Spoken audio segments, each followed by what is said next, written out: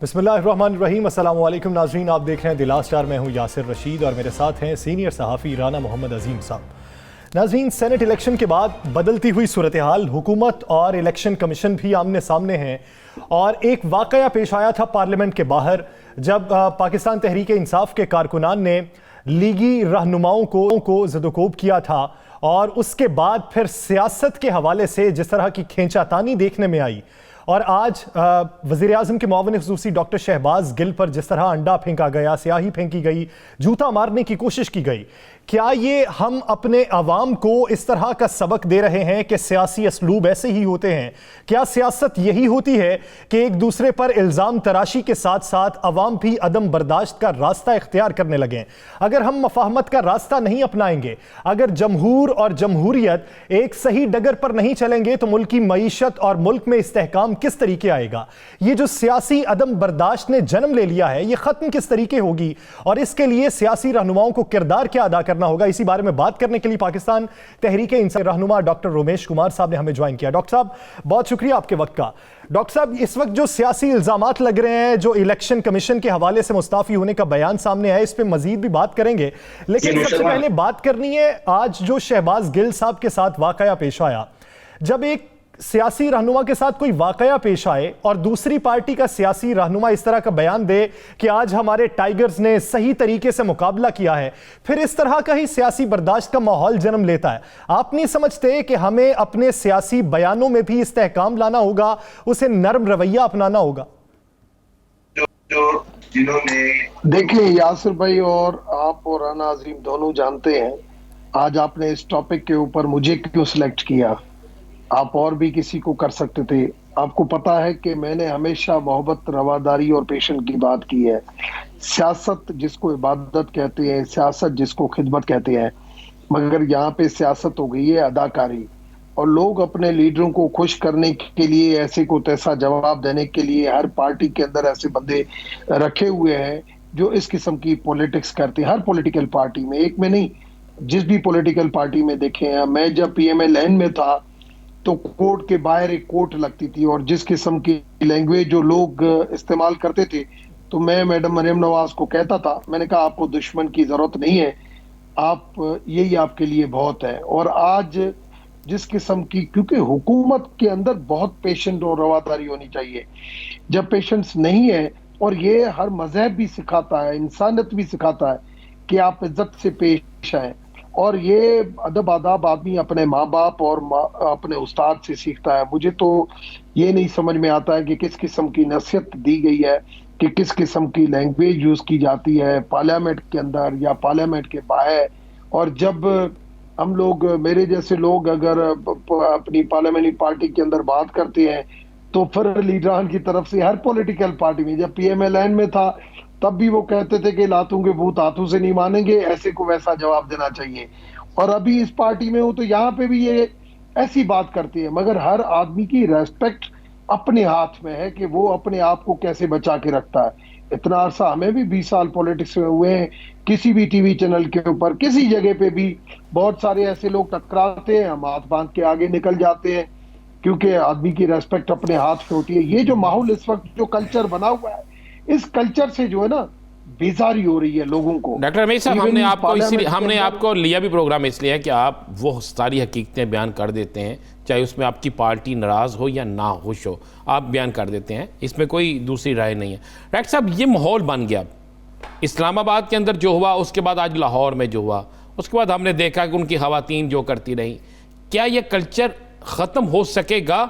और अगर यही कल्चर रहा तो आगे आने वाले दिनों में तो हमें नज़र आ रहा है कि खूनी फसादात हो सकते हैं, आपस में ऐसा क्रैश हो सकता है कि कारकुन के दस्ते गिरबां होगा और लीडर जो है कोई भी किसी जलसे में तकरीर नहीं कर सकेगा। देखिए, पहली चीज तो ये कि पार्लियामेंट्री एथिक्स कमेटी होनी चाहिए। मैंने जब अपना PTI में था, जब आया, तो जब प्राइम मिनिस्टर का पहले ओथ हो रहा था तो प्राइम मिनिस्टर साहब को मैंने कहा कि मैं स्टाफ कॉलेज वगैरह जहाँ ब्यूरोक्रेट्स के 1920 और 2021 जहाँ प्रमोशन होते हैं, वहाँ पे मैं मुख्तलिफ फॉरेन पॉलिसी के ऊपर, डिफेंस के ऊपर और एथिक्स के ऊपर मैं लेक्चर देने जाता हूँ। मुझे आप हफ्ते में एक दिन दें कि मैं इन पार्लियामेंटेरियन को लेक्चर दूँ।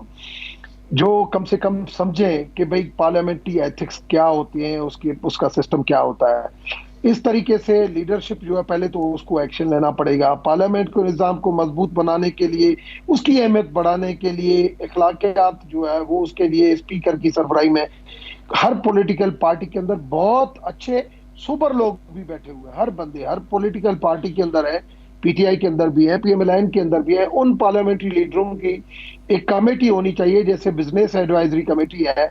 ऐसे लोग आगे बढ़े जो ऐसे लोगों के ऊपर एक्शन लें, और स्पीकर साहब भी जो ऐसी बात करे, चाहे किसी भी पॉलिटिकल पार्टी से उसका ताल्लुक हो, उसको बाकायदे 2 दिन 3 दिन के लिए सस्पेंड कर दे कि भाई आपका आना जाना बंद है।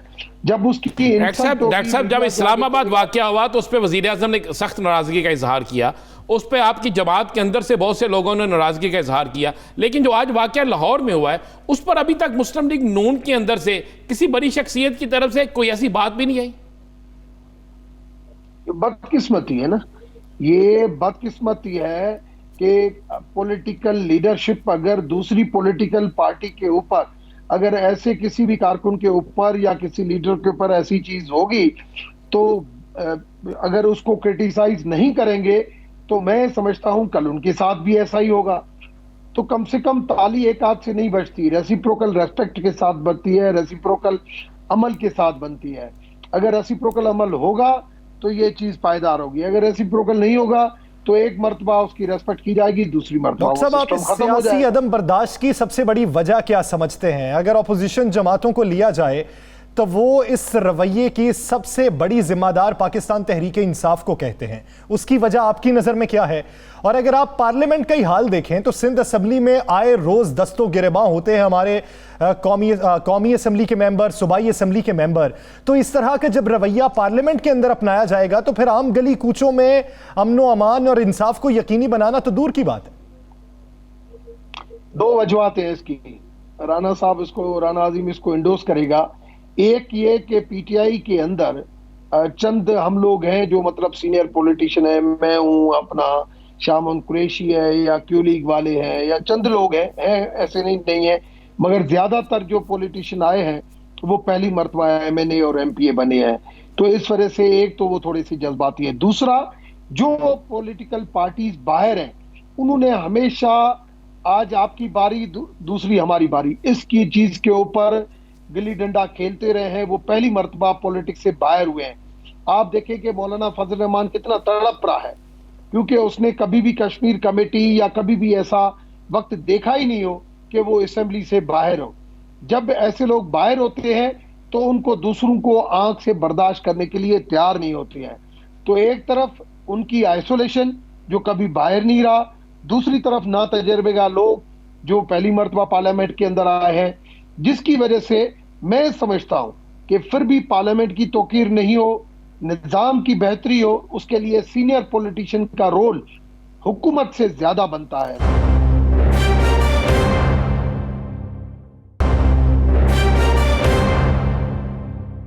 थोड़ा सियासी मौजूदा कल्चर जो है उसकी तरफ चलते हैं। डॉक्टर साहब, पीडीएम अब ये फैसला कर चुकी है कि वो मैदान में अब आएगी और उस वक्त तक रहेगी जब तक हुकूमत का हाथ पानी होता।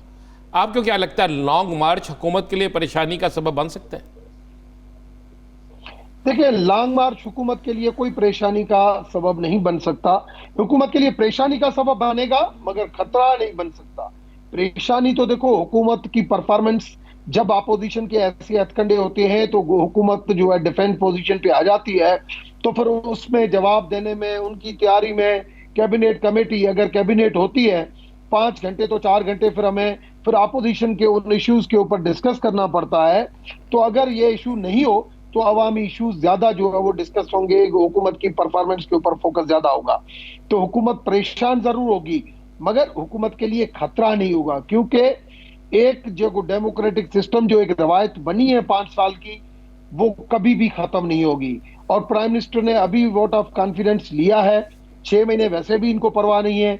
दूसरी चीज, ये जो कर रहे हैं अवाम इनके साथ नहीं है, क्योंकि अवाम इस पॉलिटिक्स को नहीं चाहती। अवाम चाहती है अगर वो अवामी इश्यूज को लेकर आगे बढ़ जाएं, जैसे कि आपके इत्तेहादी चौधरी परवेज इलाही साहब ने महंगाई के ऊपर काफ़ी स्टांस उठाया है। उनका ये कहना है कि महंगाई को रोकना होगा, रोजगार पैदा करने होंगे। जब आपके इत्तेहादी ये मौक़िफ़ अपनाते हैं तो फिर ऑपोजिशन मिलकर ये मौक़िफ़ अपनाए तो अवाम में पजीराई तो मिलेगी। देखिए, महंगा इशू है, इन्फ्लेशन इशू है। आज पेट्रोल 4-5 रुपए बढ़ता तो 1% फिर इन्फ्लेशन बढ़ जाती। मगर मुझे ये बताएं कि IMF की किस्त भी अभी 500 मिलियन और आ रही है। इस तरीके से हम लाइन लॉसेस के ऊपर हम नहीं चल सकते। हमें बैलेंस बजट के लिए हमें अपनी इन्फ्लेशन के साथ हमने करंट डेफिसिट को हमें देखना पड़ेगा कि हम कहाँ जा रहे हैं, रिकवरी क्या है। उस रिकवरी के अंदर हमें बेहतरी लानी पड़ेगी। अपने एक्सपेंडिचर को हमने कम जितना कर्टेल कर सकते हैं वो हमने किया है। मगर जितनी हमारे जो ऊपर जो लोगों का जो एक था कि भाई लोग इस तरीके से, उसमें जरूर उस तरीके से प्रॉपर हम भी पूरे नहीं उतरे हैं। मगर उसकी पूरी जो है कसूर या पूरी वजूहत हम नहीं है, उसके ऊपर अपोजिशन का भी कसूर है कि उन्होंने हमें बहुत डिस्टर्ब करने की कोशिश की है। और लोग आजमाए हुए को दोबारा आजमाना नहीं चाहते हैं, क्योंकि पीपुल्स पार्टी, PMLN और JUI तीनों पॉलिटिकल पार्टीज जो है उसको पहले ही आजमा चुके हैं। रमेश साहब ये बताइएगा कि आप लोगों ने मुस्लिम लीग नून पर इल्जाम लगाया कि अदारों पे हमला करते हैं। आप हुकूमत में हैं, चीफ इलेक्शन कमीशन आपने बनाया, आज आपके 3 वज़रा बैठ के कह रहे हैं, पहली दफ़ा हम देख रहे हैं ऐसा मामला कि 3 वज़रा बैठ के कह रहे हैं कि जनाब चीफ इलेक्शन कमीशन और बाकी मेंबरान जो हैं इनको इस्तीफा दे देना चाहिए। ये क्या बात हुई? मैं इन चीज़ों के फेवर में नहीं हूँ। मैं समझता हूँ इंडिपेंडेंट इदारे हैं और कॉन्स्टिट्यूशनल जो इदारे हैं उनका तरीक़ेकार सिर्फ उनको हटाने का सुप्रीम जुडिशल काउंसिल होती है। अगर कोई भी ऐसी चीज़ है तो सुप्रीम जुडिशल काउंसिल में भेजा जाता है। ऐसे रिजाइन कौन करता है? रिजाइन तो यहाँ पे आप किसी बंदे को भी अगर छोड़े तो कौन करेगा? और अगर किसी के साथ कोई इशू है तो उनको रिटर्न में दें कि हमारे साथ ये इश्यूज हैं, इन इश्यूज के लिए हमें सेटिस्फाई किया जाए। क्योंकि इस वक्त हमारी पॉलिटिकल पार्टी जो जितनी भी है उसमें बड़ी पॉलिटिकल पार्टी PTI है। जो भी ग्रीवेंसेस हैं उनके सामने रखा जाए, उनसे मिला जाए, उनसे डिस्कस किया जाए। मगर ऐसे इदारे नहीं चलते। अगर उन इदारों को अगर हम कहें कि आज जो है वो आज हमने बनाया और 6 महीने के बाद कहें कि आप अब खत्म करें, उसके अंदर इस्लाह होना चाहिए। तो वही तो डॉक्टर साहब, जब ऑपोजिशन ने वजीर आजम से मुस्ताफी होने का मुतालिबा किया था तो ऑपोजिशन को तनकीद का निशाना बनाया जा रहा था कि ऐसे कैसे इस्तीफा दे दें। अब हुकूमत खुद बैठी एक आईनी इदारे को उसके तमाम अमले को मुस्ताफी होने का कह रही है, तो फिर ऑपोजिशन तो उसका एज उठाएगी ना? वो तो उठाएगी और चीज भी गलत है। देखिए, मैं इन चीजों के फेवर में नहीं हूं कि इदारों को आप इदारे गलत हैं या सही है, मगर इदारों की रेस्पेक्ट करके आप अपने ग्रीवेंसेस उनके सामने रखें, उसके ऊपर इन्फ्लुएंस नहीं डालें। इन्फ्लुएंस डाल के ग्रीवेंसेस का मसला हल नहीं करें। प्रेशर टैक्टिस चलती है पाकिस्तान में, इदारे प्रेशर टैक्टिस में चलते हैं। मगर ये प्रेशर टैक्टिस का जो हम हकीकी जो लोग हैं वो हम चाहते हैं कि प्रेशर टैक्टिस के बगैर हमारे ग्रीवेंसेस हल हो, तो वो ज्यादा बेहतर है। ये एक प्रैक्टिस होनी चाहिए। अगर हम चाहें कि हमारे जो भी ग्रीवेंसेस है वो इन्फ्लुएंस के जरिए हल हो, तो मैं समझता हूं फिर मादी की पॉलिटिक्स से हम नहीं निकले हैं। फिर साहब, आपको क्या लगता है आपकी हुकूमत 5 साल पूरे कर पाएगी? मैं समझता हूं कि हुकूमत बिल्कुल पूरा टाइम जो है वो हुकूमत करेगी। और ये जो सियासी दर्जा हरारत रोज बरोज बढ़ रहा है, मैं समझता हूं उसके लिए थोड़े से डिसीजन सही करने पड़ेंगे और अच्छे इकदाम उठाने पड़ेंगे। ब्लेंडर नहीं करने पड़ेंगे जैसे आज एक ब्लेंडर हुआ, जैसे इलेक्शन कमीशन के खिलाफ मतलब हमारी प्रेस कॉन्फ्रेंस आ जाना, ये इन चीजों को मैं ब्लेंडर समझता हूं। अगर ऐसे ब्लेंडर हुए तो कभी हम किसी के खिलाफ आ जाए, एक इदारे के खिलाफ, कभी दूसरे के खिलाफ, कभी तीसरे के खिलाफ, ये नहीं होना चाहिए। चाहे जो भी हो, आईनी इदारों का एहतराम करना, उनके हवाले से हमें इश्यूज हो, हमारे ग्रीवेंसेस हो। हम गवर्नमेंट है, हम बहुत बड़ी पॉलिटिकल पार्टी है, हम उनके सामने जरूर रखें। हम कमेटी बनाएं कि भाई आप इस्लाह के लिए, इलेक्टोरल रिफॉर्म के लिए इलेक्शन कमीशन को बुलाएं, हम स्टैंडिंग कमेटी में बुलाएं। स्टेयरिंग कमेटी में बुलाना चाहिए, इलेक्टोरल रिफॉर्म्स पे बातें करनी चाहिए, अवाम में डिलीवर करना चाहिए, गवर्नेंस बेहतर करनी चाहिए। आजमाए हुओं को अवाम दोबारा से नहीं आजमाती, और ये आज जो ब्लंडर हुआ, ऐसा ब्लंडर आगे मुस्तकबिल करीब में नहीं होना चाहिए, तभी हालात कुछ बेहतर हो सकते हैं। बहुत शुक्रिया डॉक्टर उमेश कुमार साहब इसे अपना वक्त देने के लिए। नाज़रीन, दीगर इश्यूज पर बात करेंगे एक शॉर्ट ब्रेक के बाद। Stay with us.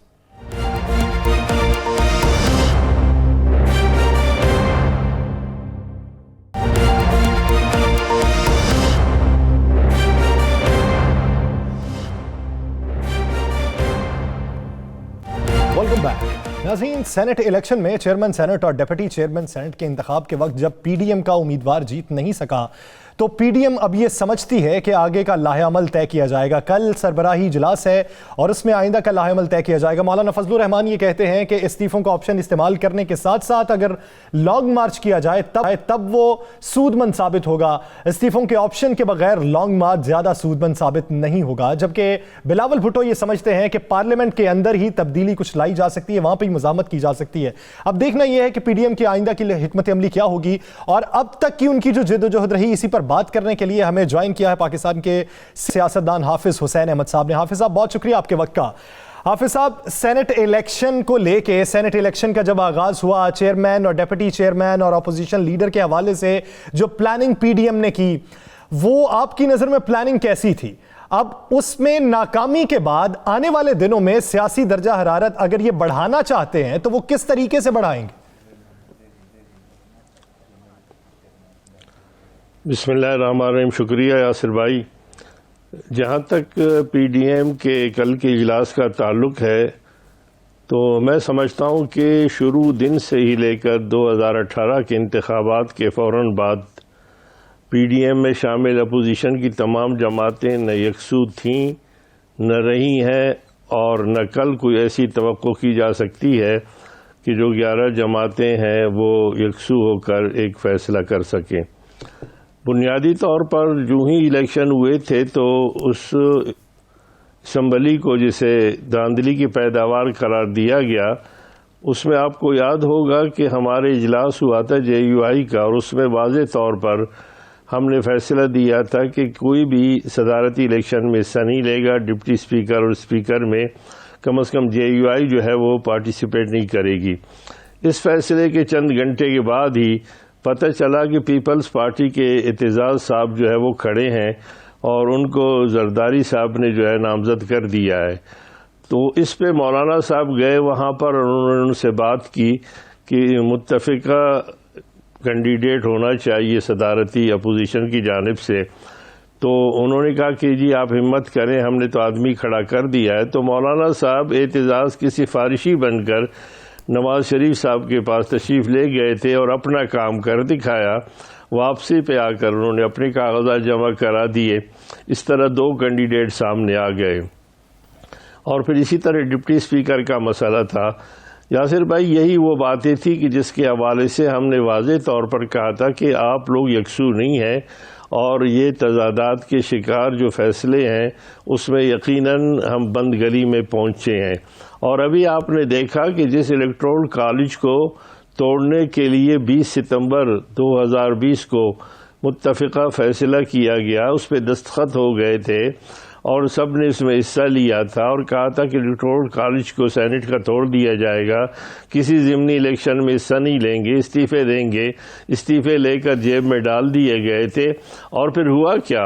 हुआ ये कि ज़िमनी इलेक्शन में भी हिस्सा लिया, सेनेट उस इलेक्टोरल कॉलेज को तोड़ने की बात की जा रही थी। आगे चलते हैं, ये बातें वो हैं जो आप मुख्तलिफ प्रोग्रामों में कह चुके और आपकी बातें ये दुरुस्त भी निकली। सेनेट इलेक्शन हो गया, सारा कुछ हो गया, चेयरमैन सेनेट का इलेक्शन भी हो गया, तो आप क्या समझते हैं? कल पीडीएम का बड़ा अहम इजलास कहा जा रहा हो रहा है, पीडीएम के सदर कौन है? क्या मौलाना फजलुर रहमान सदर हैं, वो फैसला करेंगे?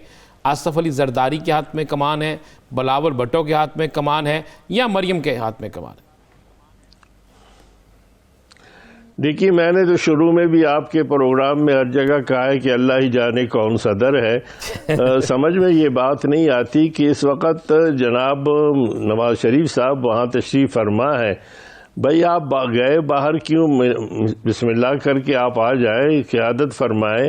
शहबाज शरीफ साहब ने अपने आप को गिरफ्तार करा दिया।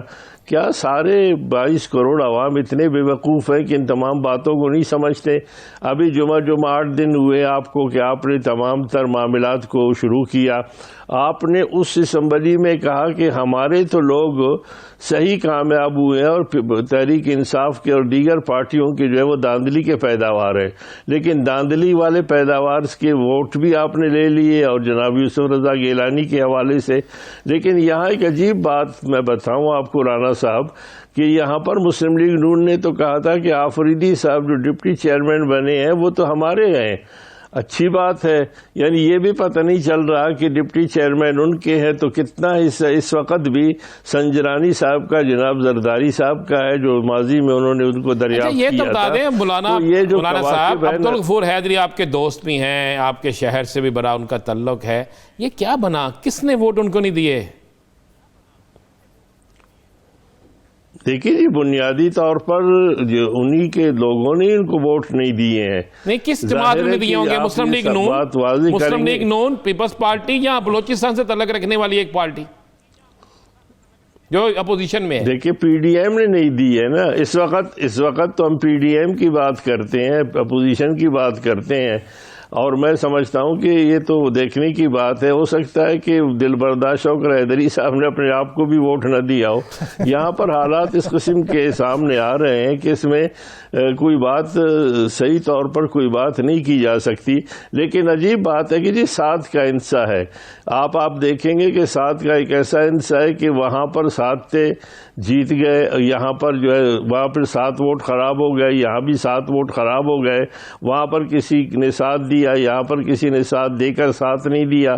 तो ये जो साथ चल रहे हैं दोनों चीज़ें, 2 किश्तियाँ हैं जिस पे सफ़र किया जा रहा है और उस पर कहा जा रहा है कि इस्तीफे दिए जाएंगे।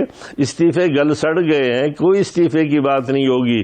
आप कल देखेंगे, कल एक बार फिर बिलावल साहब और जरदारी साहब मिला, ना विसाले सनम, ना इधर के हुए ना उधर के हुए। तो अब आपको क्या लगता है कि जब ये नतीजा निकल आया है, कल सर जोड़ के बैठने वाले हैं, मौलाना चाहते हैं कि इस्तीफों का ऑप्शन इस्तेमाल किया जाए, मुस्लिम लीग नून ये कह रही है कि हम मना रहे हैं उन लोगों को जो इस्तीफे दें, पीपल्स पार्टी ये समझती आप कह रहे हैं मौलाना नहीं चाहते?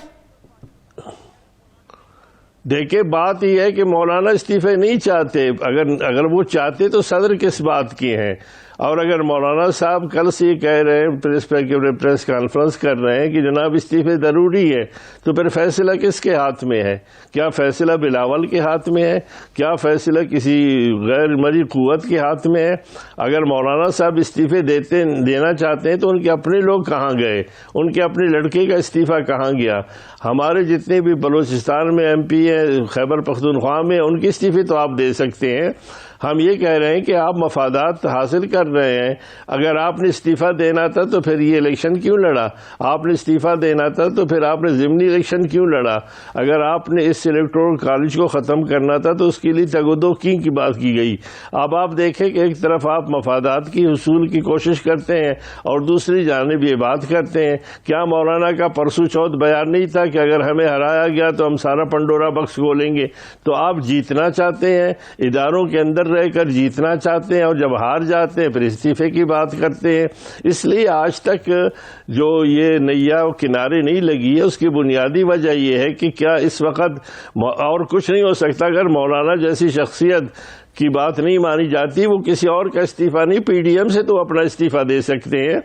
तो मैं समझता हूं कि ये जो सारा खेल खेला जा रहा है, इसमें यकीनन सुबह बात करते हैं, शाम को जो है ना दोबारा बात की जाती है। और इस वक्त भी सूरत हाल बिल्कुल इसी तरीके से है कि यूसुफ रजा गिलानी साहब ने खुद कहा कि जनाब न्यूट्रल है हमारे यहाँ इस वक्त इस्टेब्लिशमेंट।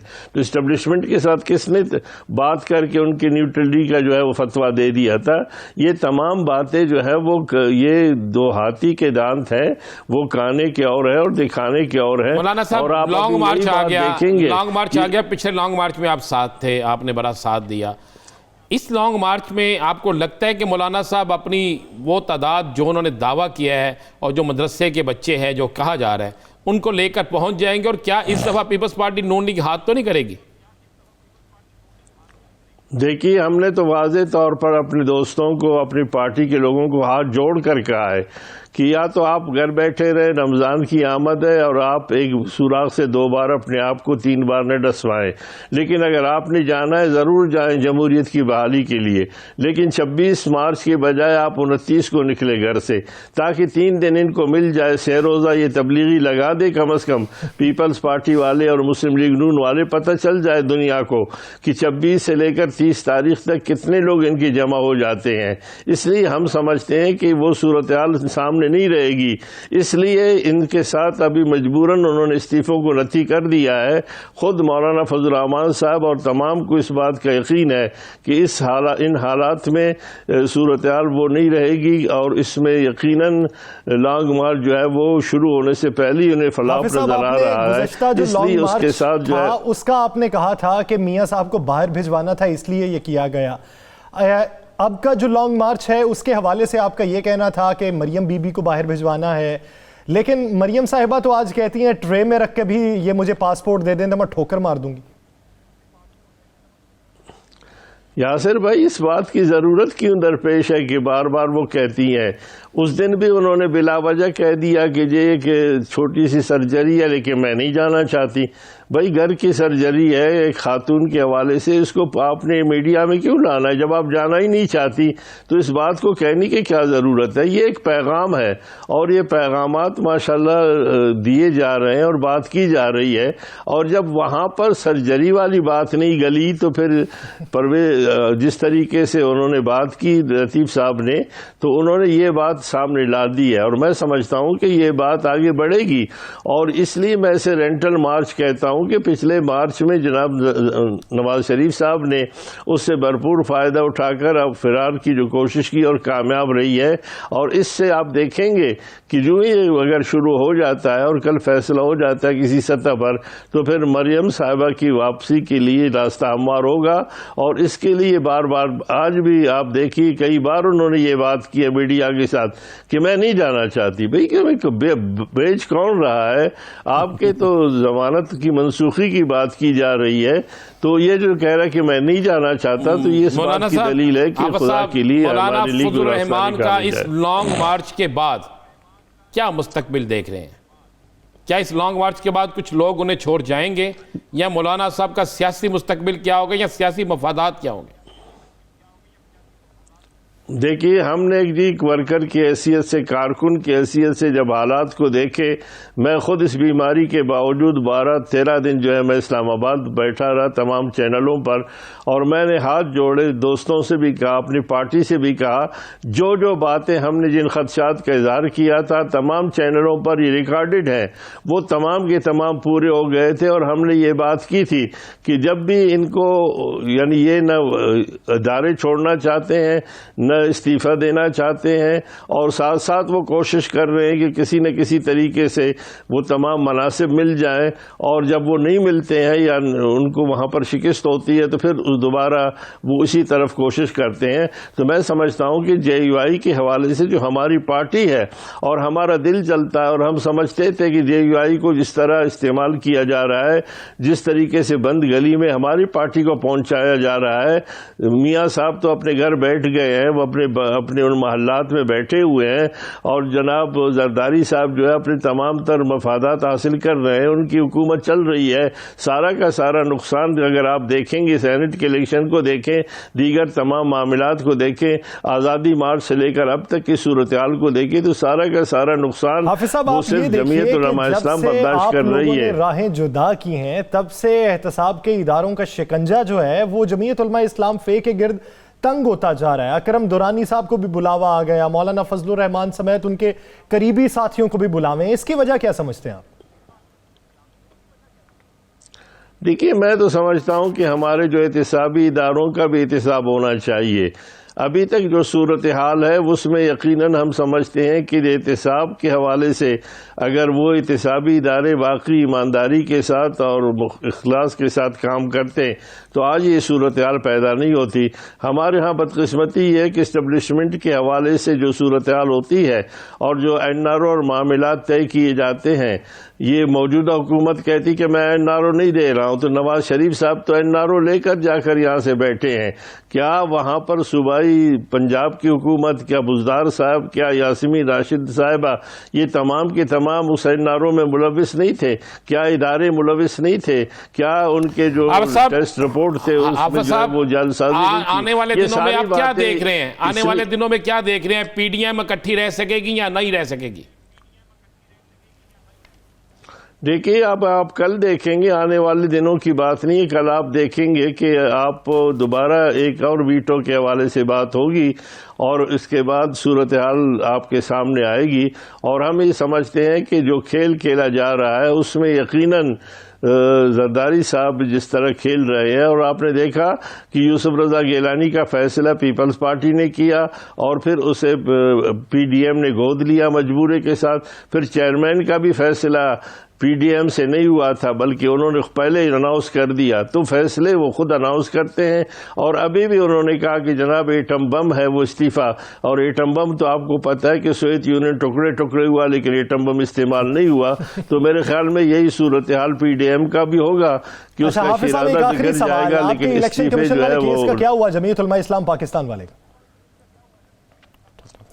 देखिए, उन्होंने 18 तारीख उन्होंने की है, दी बुलाया है उनको, और JUIF को बुला दिया है ताकि देखिए हम तो अपना काम कर रहे हैं और हमने अपने हवाले से जो बात की है इस तरह हम समझते हैं कि हमारा केस मजबूत है, क्योंकि खुद उन्होंने एक दरख्वास्त दी है और उन्होंने कहा कि फ़े को हटाओ।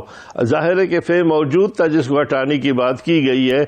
इस तरह हमारे वकील ने जो केस दायर किया है उस पर 18 तारीख को जो है फरीक सानी को भी बुलाया गया है। सही। और पीडीएम के हवाले से आपको ये लगता है कि पीडीएम के जो फैसले हैं वो पाकिस्तान पीपल्स पार्टी की जानिब से किए जा रहे हैं, कल भी कोई वीटो करेगा और इनका साथ रहना मुमकिन नहीं है? बहुत शुक्रिया हाफिज हुसैन अहमद साहब इसे अपना वक्त देने के लिए।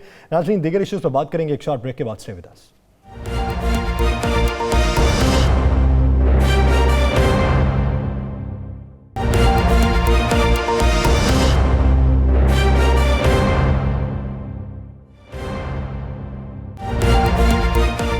Welcome back. नाज़रीन, कल पीडीएम का सरबराही इजलास है। 3 बड़ी पार्टीज, उनके 3 मौक़िफ़ हैं। हर पार्टी का अपना मौक़िफ़ है, लेकिन हर पार्टी के सरबराह का ये कहना है कि पीडीएम जो फैसला करेगी उसी को लेकर आगे चलेंगे। अब अगर पाकिस्तान पीपल्स पार्टी पार्लियामेंट के अंदर रहना चाहती है और सड़कों की सियासत नहीं करना चाहती, तो देखना यह है कि कल के सरबराही इजलास में फैसला क्या होता है। राना साहब से मजीद तफसीलात जानते हैं। राना साहब, लॉन्च को लेके मौलाना और नून लीग उनका मौक़िफ़ एक है और उसके साथ साथ इस्तीफों का मौक़िफ़ भी कायम है, जबकि पीपल्स पार्टी का ऐसा दिखाई नहीं देता। तो कल ये फिर किस नतीजे पर पहुंचेंगे? कोई नतीजा नहीं निकलेगा यासर। एक चीज़ तो फाइनल है, इस बात को लिख के रखने आप, पीपल्स पार्टी किसी सूरत में इस्तीफे नहीं देगी। इस्तीफे देने होते तो ज़िमनी इलेक्शन लड़ते, इस्तीफे देने होते सेनेट के इलेक्शन में हिस्सा लेते, इस्तीफे देने होते तो बाकी दीगर मामलात करते। देखें, पाकिस्तान पीपल्स पार्टी वाज़े तौर पर यह फैसला कर चुकी है, उनकी जमात के अंदर फैसला हो चुका है, जरदारी साहब ये फैसला कर चुके हैं, बिलावल ये फैसला कर चुके हैं कि किसी सूरत में भी इस्तीफे नहीं देने। इस्तीफ़ों का ऑप्शन डराने के लिए इस्तेमाल किया जाएगा, इसके अलावा कोई ऐसी चीज़ नहीं होगी। और मैं आपको बता दूँ, मेरी आज बड़े एक सीनियर पीपल्स पार्टी के रहनुमा से बात हुई, तो मैंने कहा जी क्या इस्तीफे देने जा रहे हैं? उन्होंने कहा जी किस वजह से, क्यों इस्तीफे दें, किसने कह दिया इस्तीफे दें? मैं कहा मरियम कह रही है कि हमने उनकी बहुत सी बातें मानी, अब उन्हें माननी पड़ेगी। उन्होंने कहा जी मरियम ने हमारी कौन सी बात मानी है, हमने अपनी बात मनवाई है। अगर हम नहीं होंगे तो ये पीडीएम भी नहीं होगा, हम नहीं होंगे तो मरियम को पूछने वाला कोई नहीं होगा, हम नहीं होंगे तो मौलाना को पूछने वाला कोई नहीं होगा। ये पीपल्स पार्टी के एक रहनुमा ने कहा। भाई बात भी ये दुरुस्त है, पीपल्स पार्टी की स्ट्रेंथ भी तो मजबूत है ना, बिल्कुल बड़ी मजबूत है। उनकी जमात के अंदर कोई तजाद नहीं है, वो अपनी क़यादत के साथ खड़े हैं। दूसरी तरफ ऐसा नहीं है, दूसरी तरफ बहुत सी चीज़ें जो हैं आपको मुतनाज़ा नजर आएंगी, बहुत से बयानात पे बहुत से लोग अलग-अलग खड़े नजर आएंगे। तो यासर, कल का जो इजलास होगा ना, इस पर एक बात ज़हन में रखें, ये फैसला ज़रूर होगा कि लॉन्ग मार्च किया जाए। पीपल्स पार्टी कहेगी कि हम भरपूर तरीके से हिस्सा लेंगे, मुस्लिम लीग नून कहेगी हम भरपूर तरीके से हिस्सा लेंगे, मौलाना फजल रहमान को कहा जाए जनाब आप आगे लगें, मौलाना साहब फिर कहेंगे मैं ये अदालती जंग लड़ूंगा चेयरमैन सेनेट के हवाले से। मैं आपको पहले बता देते हैं ना जो कल फैसले होने। उसके बाद कहा जाएगा जी इस्तीफ़ों का ऑप्शन मौजूद है, इस्तीफे हमारे पास आ गए हैं, हम लॉन्ग मार्च के बाद इस्तीफ़ों का कार्ड खेलेंगे। उसके बाद कहा जाएगा जनाब कि हो सकता है हम सेनेट में भी अदम एतमाद की तहरीक लेकर आए। फिर कहा जाएगा पंजाब के अंदर हमारे राब्ते पूरे हो गए। फिर उसके बाद कहा जाएगा ये लॉन्ग मार्च जो है पूरे पाकिस्तान से आएगा और अब हम लॉन्ग मार्च करके फैसला मौके पे करेंगे कि वहाँ पे कितने दिन बैठना है, कितने दिन बैठना। मैं आपको फैसले पहले बता रहा हूँ ना, ताकि कल जब प्रोग्राम करें तो आपको पता हो कि फैसले क्या है। राना साहब, अदालती जंग जो चेयरमैन सेनेट के हवाले से लड़नी है, तो नीचे वाली सीट पे सोच विचार नहीं करनी कि वो किधर गए? अल्लाह भला करे, बड़ी अच्छी बात की आपने, सोच विचार भी करनी है। तो मैंने तो पहले ही कहा था ये तो फैसला कर लें, ये वोट जो डालने गए थे ये सेनेटर हैं, कोई परचून वाली दुकान वाला नहीं है जिसे पहली दफ़ा वोट डालना था जिसे पता नहीं चला। मुझे एक बताएं, वहाँ पे बैठे हुए 98 वोट कास्ट हुए ना, 98 कास्ट हुए ना, उसमें से 7 ही ऐसे मेंबर थे जिनको पता नहीं था स्टैंप कहाँ लगानी है चेयरमैन सेनेट पे। बाकी सबको पता था ना। तो जब बाकी सबको पता था तो इन 7 को क्यों नहीं पता था? सोचने वाली बात है ना, ये भी तो एक सवाल होगा। तो फिर उन्हीं 7 अफराद ने नहीं, उन 7 नीचे जाके राणा साहब उन 7 को ये पता था कि कहाँ पे लगानी। हाँ तो बस ठीक है ना, वो उन 7 को तो ये पता था पे लगाई है। मैं यही तो कह, उन्हीं 7 को तो पता था मैंने कहाँ पे लगानी है, और डिप्टी चेयरमैन पे भी उन्हीं 7 अफराद को पता था हमने कहाँ पे लगानी है। तो ये ध्यान में रखें, बल्कि 7 से ज्यादा बन गए ना नीचे। हाँ जी, तो उनको तो पता था। तो ये कुछ नहीं होगा, ये सिर्फ एक होगा। 53 हो गए ना, तो वो भी तो चेक करें ना कि वो ऊपर की तरह निकल गए। वो बड़े परेशान है। अगर 49 बनते थे तो 44 पड़े ना। मैं और बड़े परेशान है अब्दुल गफूर हैदरी साहब, वो यही सोच रहे हैं कि मेरे साथ किस किस ने कहाँ पे क्या क्या हाथ किया। वो कह रहे हैं मेरे भी वोट इसी तरह बढ़ जाते तो इज्जत रह जाती। ये करने वाले कौन है? वो बड़े इस पे परेशान है। मैं बिल्कुल जेन्युइन कह रहा हूँ, बड़े परेशान है कि हर दफा उनके साथ क्यों होता है। सदारती उम्मीदवार बने तो उस वक्त वोट उनको कम पड़ते हैं, यहाँ पर जाए तो यहाँ पे भी वोट कम पड़ते हैं। आखिरकार क्या वजूहात है कि उन्हें ही वोट कम क्यों पड़ते हैं? ये बड़ी खौफनाक उनके अंदर एक फजा बन चुकी है। और मैं आपको बता दूं, ये सेनेट के इलेक्शन के बाद ये पीडीएम मजबूरन अपना एहतजाजी मार्च करने जा रही है, और इस एहतजाजी मार्च के बाद ये एक दूसरे के खिलाफ मार्च करेंगे। ये भी लिख लीजिएगा। चलें देखते हैं सूरत हाल। अभी तो कल एक रौला पड़ना है, कल देखते हैं कि कल एक नुक्ते पे मुत्तफिक हो पाते हैं या नहीं पाते। जब आपके बयानात, आपके तजादात सब सामने हों और मौक़िफ़ सबका तब्दील हो तो फिर एक नुक्ते पे मुत्तफिक होना मुश्किल दिखाई देता है। राना साहब, एक बयान आया लीगी रहनुमा जावेद लतीफ़ का, जिसके बारे में आज मरीम नवाज़ को वजाहत देना पड़ गई कि वो सियाको सबाक से हट कर और तोड़ मरोड़ कर पेश किया गया पाकिस्तान जिंदाबाद है और रहेगा। बुनियादी वजह यह बनती है कि ऐसे बयान ऐसी जमात से ही क्यों सामने आते हैं जिनका एक बयानिया मखसूस इदारे के खिलाफ और रियासत के खिलाफ सेट हो चुका। या सर, एक तो बिल्कुल सीधी सी बात है, पाकिस्तान जिंदाबाद, पाकिस्तान रहेगा, इंशाअल्लाह ताला रहेगा। कोई सियासी जमात, कोई सियासी रहनुमा ये पाकिस्तान को ख़त्म नहीं कर सकता। ये ला इलाहा इल्लल्लाह मुहम्मद रसूलुल्लाह सल्लल्लाहु अलैहि वसल्लम की बुनियाद पे बना है। हमारी जान भी कुर्बान, और ये पाकिस्तान है, ये हमारा पाकिस्तान है। हमारे बड़ों ने सब ने कुर्बानियाँ दी हैं और लाखों कुर्बानियाँ दी गई हैं। इस पाकिस्तान को तोड़ने की बात करने वालों पे पूरी कौम जो है उनके खिलाफ खड़ी हो जाएगी। पाकिस्तानी इदारों के खिलाफ बात करने वालों के खिलाफ खड़ी हो जाएगी। आज मरियम साहब ने ये बयान तो दे दिया, साथ मरियम साहब ने जो बाकी बयान दिया है कि जी जवेद लतीफ़ साहब बड़े बेहतरीन, हम उनके साथ हैं जी, उनका बयान बिल्कुल दुरुस्त है। साथ ये भी कहा है ना, आपने पूरी सुनी। मुझे एक बात बताएं, मुझे एक बात मैं आज आपको बताऊं, जवेद लतीफ़ के बयान पर मुस्लिम लीग नून अंदर से तकसीम हो गई है। हमजा शहबाज का बयान आया कि जवेद लतीफ़ के हक में नहीं, शहबाज शरीफ का बयान आया कि जवेद लतीफ़ के हक में।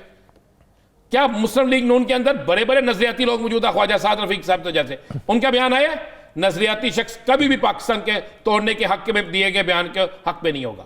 ये ज़हन में रखिएगा बात। अब तो अफसोस करता हूं, अब तो मुझे अफसोस है पाकिस्तान के उन अदारों पे, उन लोगों पे कि जनाब जिनके इसके बयान के बाद क्या हुआ है आपको पता है? जवेद लतीफ़ के बयान के बाद पाकिस्तान के अदारों को, पाकिस्तान के पुलिस को चैलेंज किया गया। एक वीडियो आप देखें जरा, हम आवाज नहीं सुना सकते, उस वीडियो में किस तरह की गालियां निकाली गई। अगर इसे स्क्रीन पे दिखाया जाए तो नजर आएगा। ये देखें, ये उसी रात ये जवेद लतीफ़ के हक में डंडे लेके निकले हैं, ये लोग गालियां निकाल रहे हैं और डीपीओ ऑफिस के सामने जाते हैं, डीपीओ ऑफिस के सामने से गुजरते हैं, शेखुपुर के सड़कें ब्लॉक कर दी जाती हैं और ये डंडे पकड़ के गालियां निकालते हैं, बड़ी बड़ी गंदी गालियां निकालती हैं, टीवी पे नहीं सुना सकते। तो कहां था वहां पे डीपीओ, कहां थी वहां की पुलिस? क्यों नहीं इनको रोका? आम आदमी अपने हक के लिए निकले तो आप उन्हें उन पर डंडे बरसाते हैं, आप उन्हें पकड़ के बंद कर देते हैं। और यह शख्स जो पाकिस्तान तोड़ने की बात करता है उसके लिए हक में ये डंडे पकड़ के निकले। नजर आ रहा है डंडे आपको? ये डंडे पकड़े हुए हैं। क्या ये हथियार नहीं है? क्या इस पर एफआईआर दर्ज नहीं होती थी? लेकिन पुलिस वहां पे सुख की बांसुरी बजाती रही, डीपीओ साहब सुख की बांसुरी बजाते रहे, नीचे डीएसपी सुख की बांसुरी बजाते रहे। और वो डीएसपी तो यहां तक मेरे सुनने में आया कि इनके मुझे नहीं पता क्या नाम है, लेकिन वो सब साथ साथ फिरते रहे, लोगों को कहते रहे दुकानें बंद कर दें। क्यों कर दें? ये दहशतगर्दी नहीं है? पहले वो आप गाली निकालें, इस मुल्क को तोड़ने की बात करें, मुल्क के इदारों के खिलाफ जाएं, फिर आपके लोग हाथों में डंडे पकड़ के रोड्स को ब्लॉक करें। ये सब कुछ यासर ये क्यों नहीं नजर आता मुस्लिम लीग नून की क़यादत को? ये पीडीएम की क़यादत को क्यों नहीं नजर आता? ये पाकिस्तान की पुलिस को क्यों नहीं नजर आता? क्यों इस तरह खुलेआम देंगे? इसका मतलब है आप कह रहे हैं कि जो गाली निकाले उसको आजादी दे दो, जो मर्जी कर दो। नहीं, ये नहीं होगा। पाकिस्तान हमारा है, ये पाकिस्तान जो है इसके लिए यासर हम सब कुर्बान हैं। जो पाकिस्तान इस मार्च के स्लोगन पे अमल करना चाहिए, एक कौम एक मंजिल, और अपने वतन से अहद करना चाहिए कि वतन हमसे ले ले तू जो लेना चाहे, ये बाजू ये तेशा तू जो लेना चाहे, ये मट्टी ये गेहूं तू जो लेना चाहे। और ऐसे अनासर जो मुल्क को कौम और रियासत के खिलाफ बोलते हों उनकी निशानदही भी होनी चाहिए और उन्हें कैफरे किरदार तक भी पहुंचाना चाहिए, बशर्त ये कि आप एनालिसिस करवाएं कि वो किस मंतिक के तहत बात की गई। ऐसे अनासर का बखूबी एहतसाब भी होना चाहिए। नाज़रीन, आगे बढ़ेंगे और बात करेंगे आज लाहौर हाई कोर्ट के बाहर पेश आने वाले वाक़े पर। मुआविन खुसूसी डॉक्टर शहबाज गिल पर जो हमला किया गया, क्या वो हमले से पहले बाखबर थे? और ऐसी सियासत में अदम बर्दाश्त जन्म क्यों ले रही है? हम अपने कारकुनान को पैगामात क्या दे रहे हैं? राना साहब, आज का वाक़या, उसका अहाता किस नज़र से करेंगे और आने वाले दिनों में सियासत में क्या बेहतरी के इम्कानात दिखाई देते हैं? बिल्कुल नहीं, सियासत में बेहतरी आएगी। मुझे आज के वाक़े के बाद तो ये लग रहा है कि कुछ दिनों बाद, क्या कल से ही, अब कारकुन जो है एक दूसरे के दस्ते गिरेबान होंगे। यानी आप ये देखिए कि पीछे फिर वो उस मारने वाले कारकुन का क्या हाल किया है। बिल्कुल, मैं कह रहा हूं कि ये होगा। आप मुझे ये बताएं, क्या आप क्या समझते हैं ये कारकुन अपनी क़यादत की मोहब्बत में आया? बिल्कुल ऐसी बात नहीं है। बाकायदा प्लानिंग के तहत वहां लोगों को भेजा गया, वो कोर्ट्स के अंदर आए, अंडे मौजूद थे, स्याही मौजूद थी, खवातीन बाहर मौजूद थी, इनके अपने लोग मौजूद थे, प्लानिंग की गई थी यहां से बच के जाए तो यहां पे पकड़ ले। ये सारा कुछ हुआ। उसके बाद क्या हुआ? अंडा मारा गया, स्याही फेंकी गई, उनके तहरीके इंसाफ के कारकुनों ने उसको पकड़ लिया, उसको तशद्दुद का निशाना बनाया। फिर आप एक वीडियो देखें सुबह, आप तो सुबह से बैठे हुए चैनल पे, कि खवातीन बाइट जूतियां पकड़ के खड़ी हैं, पुलिस बेबस नजर आ रही है, बाकायदा तौर पे गालियां दे रही हैं। ऐसी गालियां आप नई चैनल पे दिखा सकते, नई टीवी पे दिखा सकते, नई बात कर सकते। तो इनको कोई ना कोई तो बेचने वाला था ना, इनके पीछे कोई मौजूद था। क्या इसकी मजम्मत मुस्लिम लीग नून के अंदर जो बेहतरीन लोग बैठे हैं अभी तक उनकी तरफ से क्यों नहीं आई? सिर्फ अज़मा बुखारी की तरफ से आई है। उस्मा बुखारी साहब ने कहा तो आपको बदला जो आपने किया उसको चुकाना पड़ेगा। ये क्यों हम कह रहे हैं? यासर ये ना करें बात करके उसके बाद कह दिया चले उस्मा बुखारी की मेहरबानी, उसने इस पे मोहम्मद की, बाकी की आदत किधर है? बाकी क्यों नहीं इस पे बोल रहे? बाकी क्यों खामोश है? कल क्या मैं आपको यह भी बता दूं यासर, अब होना क्या है? अब इन सियासी जमातों को जो रहनुमा जहां प्रेस कॉन्फ्रेंस करेगा, खदशा है, जो जहां जल से जुलूस में जाएगा, दूसरी जमात का कारकुन आएगा उसके ऊपर सही फेंक देगा, कोई जूता फेंक देगा। अब तो ये सियासत, यानी बरसों और दहाइयों की सियासत खाक में मिल जाएगी अगर इस तरीके का तर्ज अमल अपनाया गया और यही सब हमको पढ़ाया गया तो फिर किधर जाएंगे? कौन सा असलूब सिखाएंगे? कौन सा नजरिया ठीक करवाएंगे? नाज़रीन, से मुझे और राना अजीम साहब को दीजिए इजाजत। अल्लाह निगहबान।